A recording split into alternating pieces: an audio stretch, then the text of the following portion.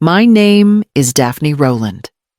I am 63 years old, and I have spent most of my life believing that if I stayed gentle, steady, and useful, the people I loved would keep a place for me. That belief carried me through raising my daughter alone, through years of running a bakery before dawn, through every birthday and scraped knee and late-night phone call. It carried me here, to my grandson Asher's baptism, where I thought I would stand quietly in the back and watch the beginning of his life. I had barely reached the church steps when Lydia stepped in front of me. Her hand landed on my arm, light but firm enough to stop me. Behind her stood Vivienne Hayes, immaculate as always, chin lifted the way women do when they are used to being deferred to. Lydia did not look angry. She looked rehearsed. "Mom," she said softly, "if anyone is unnecessary today, it's you, not her." The words did not land all at once. They settled slowly, like ash drifting after a fire. I saw heads turning, shoulders shifting, eyes catching on us and then looking away again. Lydia kept her hand on my arm, as if guiding me out of the frame of a picture. Vivienne offered a polite half-smile, the kind that excused her from any responsibility. I felt something inside me lift, then drop, as if a small thread snapped loose. Still, I straightened my back. I had learned long ago that dignity often lives in silence. "All right, sweetheart," I murmured. I stepped away from the door, letting their world close itself without me. My feet carried me down the sidewalk as if they already knew where I needed to go, long before my mind accepted it. By the time I reached my car, the thought that had been circling quietly inside me finally settled into place, urging me toward the past I had tried not to examine. On the drive home, my mind kept slipping backward, dragging me through the years I had carried alone. After my husband died when Lydia was only 5, people told me I was strong. I was not strong. I was terrified. But I went back to the bakery 2 weeks later because Lydia needed health insurance and tuition, and a mother who did not fall apart in front of her cereal bowl. I worked double shifts for years. I opened the shop at 4 in the morning, closed it at 6 in the evening, and took custom orders on Sundays. Lydia never knew the real numbers, but every dollar went somewhere for her uniforms at the private academy, late fees for field trips I could not leave work to attend, a violin she quit after 3 months. When she was accepted to Clemson, she called me crying with joy. I cried too, though for a different reason. I had to pull out the last of my savings and take a small loan to cover her first-year tuition. I told her not to worry. I told her I was proud. She believed me. The baptism had been no different 2 weeks ago. Lydia called and said, "Mom, the caterer wants a deposit, and Marcos says we should do the floral arch. It will photograph beautifully." "I can handle it," I said, because that was the sentence she had trained me to deliver. Then came the photographer's invoice, then the gown, then the reception hall.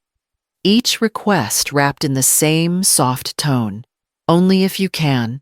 Mom, I always could. At least, that is what she assumed." I remembered standing at my kitchen counter writing a check for the christening gown, a tiny linen piece imported from Italy, costing more than my monthly mortgage.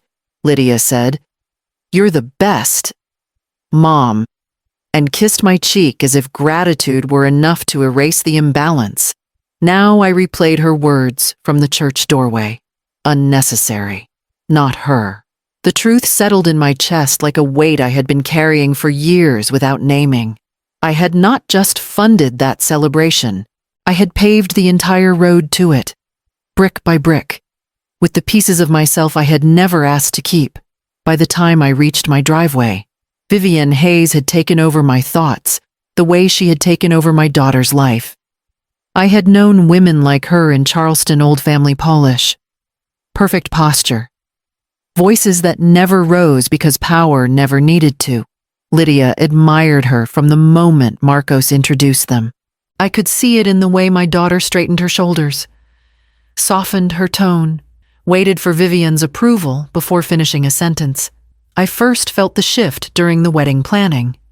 Lydia said, "Mom, Vivian has experience with these things. Maybe let her lead." Then later, when I suggested a bakery for the cake, Lydia murmured, "Vivian thinks a tiered fondant style is more appropriate." Every time Vivian spoke, Lydia adjusted herself like a mirror trying to catch better light. There was the dress conversation. I still feel the sting of it. "Mom, for the ceremony, could you wear something understated?" she said while scrolling through photos on her phone. "I mean, just so you don't draw attention." "Draw attention?" I repeated.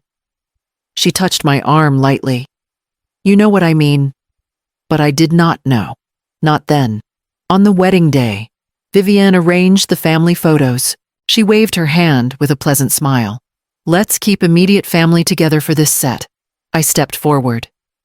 And she added, still smiling, "Oh, Daphne, dear, we'll get you in the next one." There was no next one. Lydia did not notice. Or maybe she did. She slipped her hand into Vivian's elbow and whispered something that made them both laugh, standing in my kitchen now, hearing the echo of Lydia's words from the church. Unnecessary. I understood it with a clarity that scraped raw. Today was not an isolated cruelty. It was the final stroke on a portrait Vivian had been painting for years, one in which I existed only as a faint outline behind my own daughter. I set my purse on the counter, feeling the quiet of the house press against me, and realized I had been shrinking for so long I barely remembered the size I used to be. When I walked into my house on James Island, the silence felt heavier than usual. I set my keys down, sat at the kitchen table, and let the numbness sit with me. It did not roar or scream. It just pressed against my ribs until breathing felt like a task I had to remember how to do. After a long stretch of stillness, I reached for the drawer where I kept my financial folders. The papers slid out in a neat stack, evidence of a lifetime of saying yes. The first document was the deed to Lydia and Grant's house in West Ashley. I traced my name on the signature line. Lydia once said, "Mom, it is just temporary until our credit improves." That was 5 years ago. They never transferred it. Next came the vehicle loan. Grant's voice echoed in my memory. "If you co-sign, the bank will approve it instantly. We will take over the payments. Promise." I later paid 3 months in a row without a thank you. Then the secondary credit card. Lydia insisted. "Only for emergencies." "Mom, I swear." The last statement showed charges from a boutique on King Street and a dinner tab that could have fed me for a month. I rested my hands on the folders. For the first time, the humiliation did not blur. It sharpened into something steady and cold. The phone felt heavy when I picked it up, but my voice came out clear. "Miles, it's Daphne." There was a pause. "Daphne, are you all right?" "No," I said, surprising myself with the honesty. "I need to freeze every account connected to Lydia. Every authorization, every secondary card, every automatic payment. Shut it all down." He exhaled slowly. "That is a significant step." "I understand. And the deed situation. The vehicle loan, I will handle those next. Just start here." Miles softened his tone. "You have given enough. Daphne, more than enough." "I know," I whispered. Today made that clear. Silence stretched. But it was not uncomfortable. It felt like acknowledgement, something I had not felt from my own daughter in years. "I will send confirmations by morning," Miles said. "Is there anything else?" "Yes," I murmured, closing the folder. "Protect what is mine. I have not done that in a long time." When the call ended, the house stayed quiet, but the quiet had changed. It no longer felt like emptiness. It felt like space. I had finally stopped letting other people take from me. My phone began vibrating before the kettle even finished boiling. First one buzz, then another. Then a string so fast it felt like the device was shivering in my hand. I set it face down on the counter and poured my tea. A moment later, Lydia's voice burst through in a voicemail. "Mom, the caterer just stopped serving. They said the payment bounced. Fix this. Now." I took a sip of tea. It tasted stronger than usual. Another message. Her tone sharper. "Mom, the venue manager is threatening to shut down the reception unless we pay the balance. This is humiliating." Then Grant's voice, tight with panic. "The bar just closed. They said the account holder reversed the charge. Did you do something? Because Vivienne is furious and Lydia is falling apart." I breathed in the steam rising from the mug. The next call came with Lydia shouting over music and clatter. "Did you cancel the payment?" "Mom, this is the baptism. Asher's Day. People are staring. Vivienne is talking to the manager. Fix it. Fix it right now." There was a pause. Then her voice cracked. "Please, do not do this to me." I set the phone aside. I had heard that tone before. Panic wrapped in entitlement. Desperation coated in blame. For years, I had jumped. For years, I had rescued. My heartbeat stayed steady. Another call. "You're unbelievable," Lydia hissed. "You sabotaged us. You ruined everything." Grant in the background snapped. "Ask her again. Tell her they want $2,000 immediately or we are finished." I stirred my tea. The spoon clicked against the cup. More texts arrived in frantic bursts. "I cannot believe you would betray us. Vivienne says this reflects poorly on all of us. Mom, answer. Answer me right now." I placed the phone in a drawer and closed it gently. The house felt still, same walls, same table, same quiet, but something inside me no longer mirrored their chaos. The tea warmed my palms, and for the first time in many years, the warmth reached deeper than my hands. Somewhere across the city, blame and panic were colliding with consequences. Here, in my kitchen, a different feeling settled in my chest, small, steady, and new. A flicker of respect for myself I had not realized I was capable of holding. Near sunset, someone slammed on my front door hard enough to rattle the frame. Before I could stand, Lydia burst in. Grant behind her, and Vivienne, stepping inside last with a stiff, brittle poise. Lydia pointed at me as if I were a criminal. "You need to fix this. Right now." "Do you hear me?" Grant added. "We were humiliated in front of more than 150 people. The manager threatened to escort us out. Do you understand what that means for our reputation?" Vivienne folded her arms. "Daphne, whatever disagreement you and Lydia have, it should never spill into a public event." That was unbecoming. I stayed seated, hands folded in my lap. "The payments failed because I froze the accounts this afternoon." Lydia blinked. "You. What I froze every account tied to me. The spending stops." Grant stepped forward. "You cannot do that. The house depends on that line of credit." "The house is mine," I said calmly. "The deed has my name on it." He stared at me, stunned, then scoffed. "Fine. Then the car? We still have payments left." "The car is mine as well. I signed the loan. I made the last 3 payments." Lydia's voice cracked. "Mom, why are you doing this?" "Because I finally understand what my place has been in your life," I said softly. "A wallet. A quiet shadow. Someone who pays without speaking." Vivienne's expression tightened. "Daphne, surely we can handle this with grace. Families do not tear each other down." Grant snapped.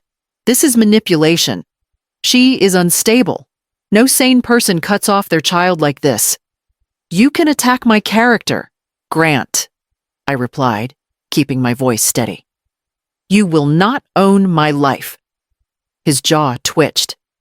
You think you hold all the power. You think you can embarrass us and walk away untouched. I did not embarrass you, I said. Your spending did that. Your entitlement did that.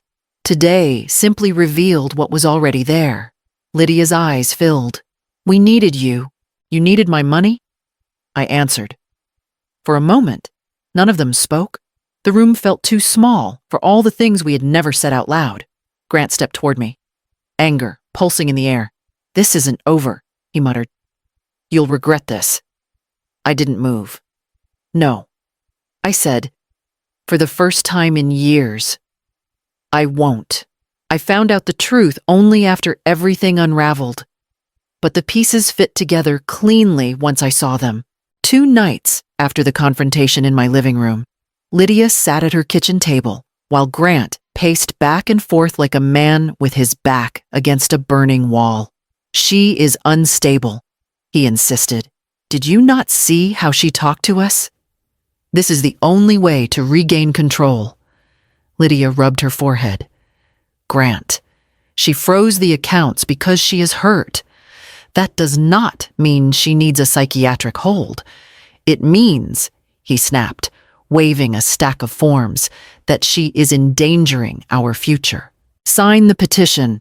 Once a judge reviews it, her assets fall into protective management, meaning us. She is my mother, Lydia whispered, and she is ruining our lives, he answered. You want Asher to grow up in chaos, or do you want stability? Sign it. Her hand shook as she pressed the pen down. I do not want to hurt her. You are helping her, he lied. This is for the best. He submitted the papers that afternoon. The next evening, just after the sky turned indigo, someone pounded on my door. When I opened it, 3 strangers stood on my porch. 2 men in dark jackets and a woman in a white coat with a clipboard. The woman lifted her badge. Thin laminate. Wrong font. Daphne Rowland. We are here for a mandatory psychiatric evaluation. You need to come with us. No one told me about any evaluation, I said. One man stepped closer. Ma'am, compliance is required. You need to leave. I answered, keeping my voice low. The second man reached for my arm. You do not get to refuse. Before I could step back, my neighbor June appeared at the edge of my yard. Take your hands off her, she barked. I worked 40 years as an ICU nurse. Real psych teams do not show up unannounced without police escort. I already called Charleston PD. The woman stiffened. The men froze. Minutes later, police cars pulled up. Officers checked the credentials, compared signatures, and quickly exposed everything: forged IDs, no medical affiliation, and a cash payment traced back to Grant Hayes. They handcuffed all 3 imposters. Another officer radioed. The hiring party is already in custody. Then Lydia stepped out of a separate cruiser, pale and shaking. She looked at me as if seeing a stranger and seeing herself more clearly than she ever had before. Mom, she whispered. What have I done? I met with my attorney the morning after Grant's arrest. He listened quietly as I explained what had happened, then opened a fresh folder and said, We need to secure your legacy before anyone else tries to touch it. I nodded.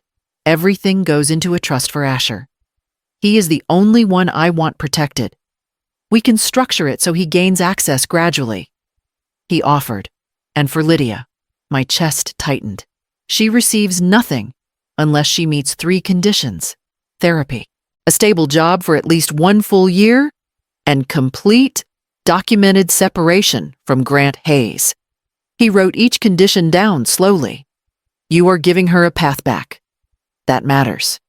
I am giving myself peace, I said, and giving my grandson a future. When the paperwork was done, I signed my name. The pen didn't shake. Later that evening, Lydia came to my house alone. Her eyes were red. her voice thin. "Mom? I am so sorry," she whispered. "I did not know Grant would go that far." I looked at her. "You signed the papers." She winced. "He said it was the only way." I believed him. I should not have. I know that now. "You let someone else decide who I was." I said. "You let him shrink me." She stepped closer. "I want to fix it. I want to fix us." I didn't move toward her, but I didn't step back either. "Then start by fixing yourself." Tears spilled down her cheeks. "Are you done with me?" "No," I said quietly. "But I am done carrying you. The rest is your choice." She nodded, trembling. "I will try, for your sake," I replied, "and for Asher's. Not for mine." Lydia stood there for a long moment, her grief and hope tangled together, before finally turning toward the door. I let her walk out on her own feet. Asher's birthday fell on a mild spring afternoon, 1 year after everything broke open. Lydia held the party in her small rented duplex, the first home she had chosen and paid for on her own. The backyard was simple: a folding table, a sheet cake from a grocery store, a few balloons tied to a fence, no caterers, no floral arches, no photographers drifting around with staged poses, just family, neighbors, and a boy turning 1 year older. When Lydia saw me step into the yard, she approached slowly, almost reverently. "Mom," she said, "thank you for coming. I would not miss Asher's birthday." I told her. After the candles were blown out, Lydia cleared her throat and tapped her glass lightly. Her voice trembled. "I want to say something." People grew quiet. She looked at me, then at the ground. "Last year," her breath wavered. "Last year. I told my mother she was unnecessary, and I believed that. I thought status mattered more than loyalty. I thought I was choosing a better family." She lifted her eyes, wet but steady. "Today, I know my mother is the reason our family even exists." The yard fell silent. Asher squirmed in her arms, reaching for me. Lydia walked over and placed her free hand over mine. "I am still learning," she whispered. "Still fixing the mess I made." "I know," I said. "You are doing the work." She squeezed my fingers. "I want us to be different now. Not perfect, just honest." I nodded. "We start where we stand." Asher grabbed my sleeve, babbling, and the three of us stood there in a small, imperfect circle. No grandeur, no audience, no performance, just a daughter trying, a grandson laughing, and a woman finally done begging for a place she already deserved. I held Lydia's hand, not in forgiveness alone, but in the quiet hope that comes when you finally choose yourself and discover that the people who matter learn to walk back toward you.